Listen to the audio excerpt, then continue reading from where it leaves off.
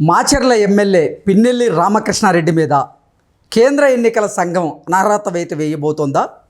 Macherla assembly నియోజకవర్గంలో జూలకంటి బ్రహ్మానందరెడ్డి గారిని ఏకగ్రీవంగా ఎమ్మెల్యేగా ఎన్నికల సంఘం ప్రకటించబోతోందా అంటే అవునని సమాధానం ఇస్తున్నారు కొంతమంది రాజకీయ విశ్లేషకులు. ఈ నేపథ్యంలో ఇదే అంశానికి సంబంధించి మనతో మాట్లాడేందుకు ప్రముఖ రాజకీయ విశ్లేషకులు, ప్రముఖ సీనియర్ జర్నలిస్ట్ సిఎస్ రావు గారు మనతో ఉన్నారు. ఆయనతో మాట్లాడదాం. సార్ నమస్తే. సార్ నమస్తే. సార్, ఆంధ్రప్రదేశ్లో సార్వత్రిక ఎన్నికల పోలింగ్ రోజు పిన్నెల్లి రామకృష్ణారెడ్డి ఒక పోలింగ్ బూత్లోకి వెళ్ళి అక్కడ ఈవీఎంని ధ్వంసం చేసినటువంటి నేపథ్యంలో కేంద్ర ఎన్నికల సంఘం పిన్నెల్లి రామకృష్ణారెడ్డి మీద అనర్హత వేటు వేయబోతోంది. అలాగే జూలకంటి బ్రహ్మానందరెడ్డిని అక్కడ ఏకగ్రీవంగా ప్రకటించబోతోంది అంటూ రకరకాల వార్తలు ఇప్పుడు సోషల్ మీడియా వేదికగా చక్కర్లు కొడుతూ ఉన్నాయి. ఏంటి నిజంగా ఆ వార్తల్లో వాస్తవం ఉందంటారా? ఒకటి ఆయన మీద పెట్టినటువంటి సెక్షన్స్ చూస్తే పిన్నెల్లి రామకృష్ణారెడ్డి మీద పెట్టిన దాదాపు 10 సెక్షన్లు పెట్టారు. ఆ 10 సెక్షన్లకు సంబంధించి ఇమీడియట్గా విచారణ చేస్తున్నారు పోలీసులు. విచారణ చేసి ఛార్జ్ షీట్ వేస్తే కనుక ఆయనకి 12 సంవత్సరాలు జైలు శిక్ష పడే అవకాశం ఉందంటున్నారు. ఏది ఆ 10 సెక్షన్లు కనుక చూస్తే. సో ఆ 10 సెక్షన్లు బేరీ చేసుకుని కనుక ఆయనకి శిక్షలు వేస్తే 12 సంవత్సరాలు ఆయన జైల్లో ఉంటే కనుక అనర్హత, 4 years కన్నా ఎక్కువ జైలు శిక్ష పడితే అనర్హత ఎవరికైనా రాజకీయాల్లో ఉంటుంది. సరే, ఇప్పుడు పోలింగ్ జరిగింది ఆల్రెడీ 11వ తారీఖున, మే 11వ తారీఖున పోలింగ్ జరిగింది. పోలింగ్ జరిగిన రోజు ఆయన డైరెక్ట్గా MLA candidate YSR Congress party ఆయన వెళ్ళి ఈవీఎంలు పగలగొట్టాడు. పగలగొట్టిన తర్వాత పోలీసులు కేసు అయితే పెట్టాల first 2 days. Even Telugu Desam party వాళ్ళు కంప్లైంట్ చేసినా కానీ అక్కడ ఉన్నటువంటి ప్రిసైడింగ్ ఆఫీసరు కేసు పెట్టడానికి ధైర్యం చేయలేకపోయాడు. పోలీసులు అడిగినా కానీ సమాచారం ఇవ్వడానికి ఆ ప్రిసైడింగ్ ఆఫీసరు రెడీగా లేరు అనేది ఇప్పుడు ఇన్వెస్టిగేషన్లో తేలినటువంటి అంశం. ఆ తర్వాత అక్కడ ఉన్నటువంటి విఆర్ఓ ఉంటారు, ఏఆర్ఓని అడిగితే ఏఆర్ఓ పోలీసులకి కొంత సమాచారం ఇస్తే దాన్ని బట్టి పోలీసులు కేసు నమోదు చేసి ఆ తర్వాత ఇన్వెస్టిగేషన్ చేస్తే అసలు విషయం బయటకు వచ్చింది సిట్ ఎంటర్ అయిన తర్వాత. అంటే అసలు యాక్చువల్గా ప్రిసైడింగ్ ఆఫీసర్ కంప్లైంట్ చేయాలి. ప్రిసైడింగ్ ఆఫీసర్ కంప్లైంట్ చేయాలి 2 days. 3rd day అక్కడ ఉండేటువంటి ఏపీఆర్ఓ తోటి ఏఆర్ఓ తోటి ఆ కంప్లైంట్ పోలీసులు కంప్లైంట్ తీసుకొని ఆ తర్వాత అది బయటకు వచ్చినటువంటి అంశం. అంటే పిన్నెల్లి రామకృష్ణారెడ్డి అని అంటే ఎంత భయపడుతున్నారు పోలింగ్ ఆఫీసర్లు లేదంటే ప్రభుత్వ ఉద్యోగులు అనే దానికి అదొక నిదర్శనంగా కనిపిస్తుంది. 1. 2, ఆయన మీద సెక్షన్స్ పెట్టారు. ఆయన్ని అరెస్ట్ చేయడానికి పోలీసులు రంగం సిద్ధం చేశారు. ఆల్మోస్ట్ అరెస్ట్ చేస్తారు నాకు తెలిసినంత వరకు. ఆల్రెడీ ఎస్కేప్ అయ్యారంట. అసలు తమాషా ఏంటంటే గన్మెన్స్ తెలియకుండా అర్ధరాత్రి పూట వాళ్ళు వెళ్ళిపోయారని చెప్తున్నారు. అసలు ఇది పాసిబుల్? అసలు గన్మెన్స్కి తెలియకుండా వెళ్ళిపోవడం అనేది. ఇప్పుడు దాదాపు 3 రోజుల క్రితం అర్ధరాత్రి పూట గన్మెన్స్ వదిలిపెట్టి వెళ్ళిపోయారు, పరారులో ఉన్నారు, అజ్ఞాతంలోకి వెళ్ళిపోయారు అనేది వాళ్ళిద్దరి మీద వస్తుంది. పిన్నెల్లి బ్రదర్స్ మీద, పిన్నెల్లి వెంకటరామరెడ్డి, రామకృష్ణారెడ్డి మీద. గన్మెన్స్ తప్పు కదా అది. ఇప్పుడు గన్మెన్స్ అనేవాళ్ళు వాళ్ళ సెక్యూరిటీని చూడాలి, రక్షణ చూడాలి, వాళ్ళు ఎటు పోకుండా చూడాలి. వాళ్ళేమో అంటే గన్మెన్స్ కూడా సహకారం అందించారు. అంటే గన్మెన్స్ బెడ్రూమ్లోకి వెళ్ళలేరు కదా సార్. బెడ్రూమ్లోకి వెళ్ళలేకపోయినా నీకు ఇంటి చుట్టూ కాపులు అయితే ఉంటారు కదా, ఖచ్చితంగా వాళ్ళ బాధ్యత వహించాల్సిందే. వాళ్ళ ఆధీనంలో ఉండాలి. సెక్యూరిటీ అంటే వాళ్ళ ఆధీనంలో ఉండాలి. ఎక్కడికైనా పోవాలన్నా వాళ్ళకి చెప్పి వెళ్ళాలి.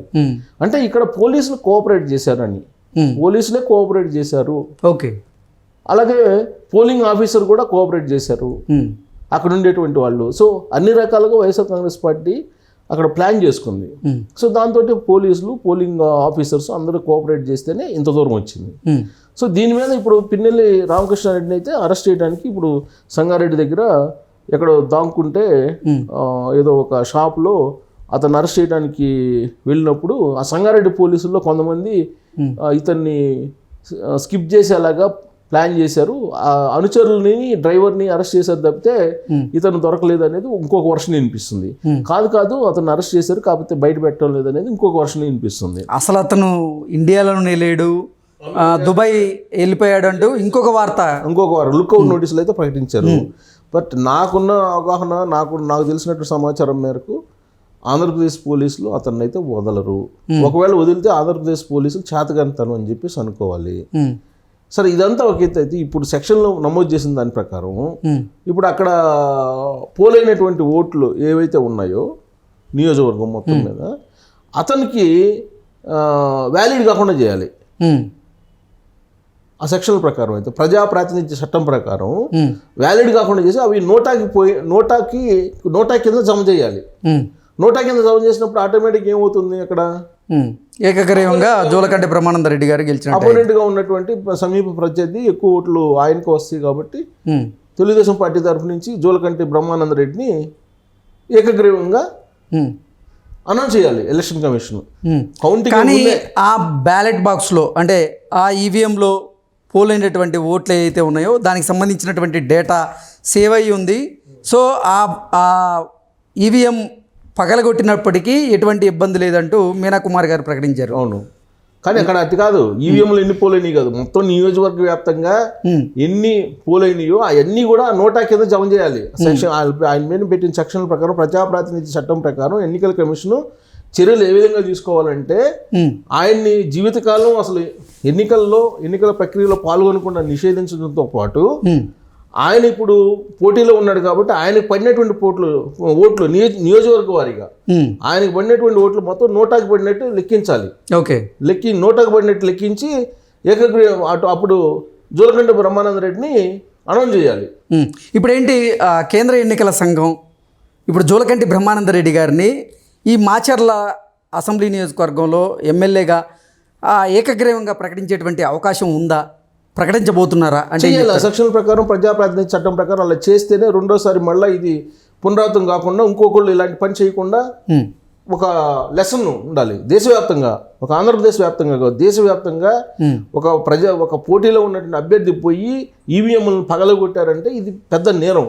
ప్రజాప్రాతినిధ్య చట్టం కింద ఇలాంటి వాళ్ళ మీద నిషేధం విధించడంతో పాటు మరోసారి పోటీలో లేకుండా చేయడంతో పాటు వీళ్ళకి జైలు శిక్ష విధించడంతో పాటు ఆల్రెడీ పోటీలో వాళ్ళు ఉన్నారు కాబట్టి వాళ్ళకి పడినటువంటి ఓట్లని నోటా కింద పరిగణించి అక్కడ సమీప ప్రత్యర్థి ఎవరైతే ఉన్నారో వాళ్ళని గెలిచినట్టు అనౌన్స్ చేయాలి.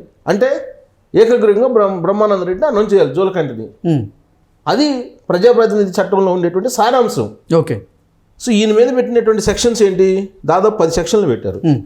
ఇక్కడ చూడండి, ఐపీసీ, ఆర్పి, పీడీపీపీ చట్టాల పరిధిలో 10 సెక్షన్లతో పిన్నెల్లి పైన కేసులు నమోదు చేశారు.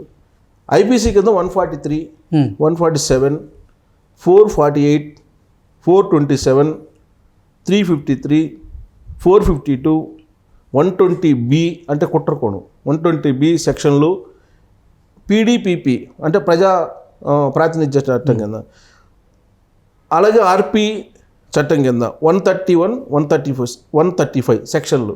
ఇన్ని సెక్షన్లు పెట్టారు. ఇన్ని సెక్షన్లు పెట్టిన తర్వాత ఇతనికి శిక్ష పడకుండా ఉంటుంది అనుకుంటున్నారా మీరు? ఎట్టి పరిస్థితుల్లో కాదు, ఖచ్చితంగా ఇతనికి శిక్ష పడుతుంది. ఇది అందులో ఎన్నికల కమిషన్కి సంబంధించి రాష్ట్రపతి డైరెక్ట్గా స్వయం ప్రతిపత్తి కలిగిన సంస్థ అది. రాష్ట్రపతి ఆధీనంలో పనిచేసేటువంటి సంస్థ అది. టిఎన్ శేషన్ ఉన్నప్పుడు ఏ విధంగా ఎలక్షన్ కమిషన్ పనిచేసింది, లింగుడో గారు ఉన్నప్పుడు ఎలా పనిచేసింది, ఇప్పుడు ఆ తరహాలో యాక్షన్ తీసుకునేదానికి సిద్ధమవుతుంది అని చెప్పి మనం చెప్పొచ్చు. అలాగే ఐపీసీ 448 పీపీడీఏ చట్టంలో సెక్షన్ 3, ఐపీసీ 427 R/W 334 కింద ఈ కేసు నమోదు చేశారు. ఆయన అరెస్ట్ చేస్తే ఈ కేసులు కనీసం అంటే ఈ సీసీ ఫుటేజ్ కనుక చూసి ఈ సీసీ ఫుటేజ్ ద్వారా కనుక ఛార్జ్షీట్ వేసి కోర్టులో కనుక ప్రొడ్యూస్ చేస్తే కనీసం 7 సంవత్సరాల పాటు జైలు శిక్ష పడేటువంటి అవకాశం ఉంది. అంటే జీవితకాలంలో ఈయన ఎన్నికల్లో పోటీ చేయడానికి అవకాశం లేదనేది ఈ సెక్షన్లు చెప్తున్నాయి. అంటే దాని అర్థం ఏంటి, జూలకంటి బ్రహ్మానంద రెడ్డి ఖచ్చితంగా అక్కడ ఏకగ్రీవంగా ఎన్నికయ్యేటువంటి అవకాశం ఉంది. బంపర్ ఆఫర్ కొట్టారా? బంపర్ ఆఫర్ అనుకోవాలి మరి. బంపర్ ఆఫర్ ఏముంది, ఇప్పుడు కౌంటింగ్ జరిగినా కానీ ఎలాగో గెలిచే అభ్యర్థి ఆయన అని చెప్పి తెలిసే ఈయన ఈవీఎంలు పాల్గొట్టారు కదా, ఈయనే ఒప్పుకున్నాడు కదా నైతికంగా. పిన్నెల్లి రామకృష్ణారెడ్డి ఒప్పుకున్నాడు కదా. టీడీపీ కూటమికి సంబంధించినటువంటి అభ్యర్థి అనుచరులు అక్కడ దొంగోట్లు పోల్ చేసేందుకు ప్రయత్నం చేశారు. అందుకే ఆ పోలింగ్ బూత్లో దొంగోట్లు పడ్డాయనే ఉద్దేశంతోనే పిన్నెల్లి రామకృష్ణారెడ్డి ఆ ఈవీఎంని ధ్వంసం చేసేటువంటి ప్రయత్నం చేశారు అంటూ కూడా వైసీపీ వర్గాలు, వైసీపీ శ్రేణులు చెప్పుకుంటూ వస్తున్నాయి. ఇప్పుడు ప్రతి పోలింగ్ కేంద్రంలో కూడా దొంగోట్లు వేయటం, దొంగోట్లు పట్టడం అనేది కామన్గా ప్రతి ఎన్నికల్లో జరిగేటువంటిది. ఆ దొంగోట్ల ప్రక్రియకి సంబంధించి నువ్వు సవాల్ చేయడం, కేసు పెట్టడం, దాని ప్రాసెస్ వేరు. అలా కాకుండా నువ్వు డైరెక్ట్గా ఈవీఎంలు పగలగొడితే అది ఎన్నికల కమిషన్ సవాల్ చేసినట్టు కదా. ఎన్నికల కమిషన్ నిర్వహణని, ఎన్నికల కమిషన్ చేతగానితనాన్ని ప్రశ్నించినట్టే కదా ఇప్పుడు ఇప్పుడు పిన్నెల్లి రామకృష్ణారెడ్డి. అది జూలకంటి బ్రహ్మానందరెడ్డి లేకపోతే రామకృష్ణారెడ్డి మధ్య ఇష్యూ కాదు అది. ఎలక్షన్ కమిషన్ అలాగే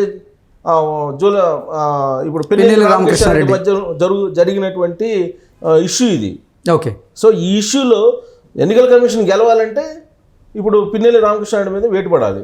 ఆ వేటు పడింది అంటే డెఫినెట్గా ఈయన ఏకగ్రీవంగా ఎన్నికవుతారు. దానికి కారణం ఏంటంటే చట్టంలోనే ఉంది. ఇప్పుడు ఆయనకు పడినటువంటి ఓట్లని ఇన్వాలిడ్ చేయటమా మొత్తం నియోజకవర్గ వ్యాప్తంగా, కేవలం పాల్వాయి పోలింగ్ కేంద్రంలోనే కాదు, 202 పాల్వాయి పోలింగ్ కేంద్రంలోనే కాదు, టోటల్గా నియోజకవర్గం వ్యాప్తంగా ఆయనకు పడినటువంటి ఓట్లను ఇన్వాలిడ్ చేయటం ఒకటి, లేదా నోటాకి కింద నెక్కేయటం ఒకటి చేయాలి. అది చేసినప్పుడు ఆటోమేటిక్గా ఆల్మోస్ట్ పోటీలో ఉన్నటువంటి జూలకంటి బ్రహ్మానందరెడ్డి ఏకగ్రీవంగా ఎన్నికైనట్టే అనుకోవాలి.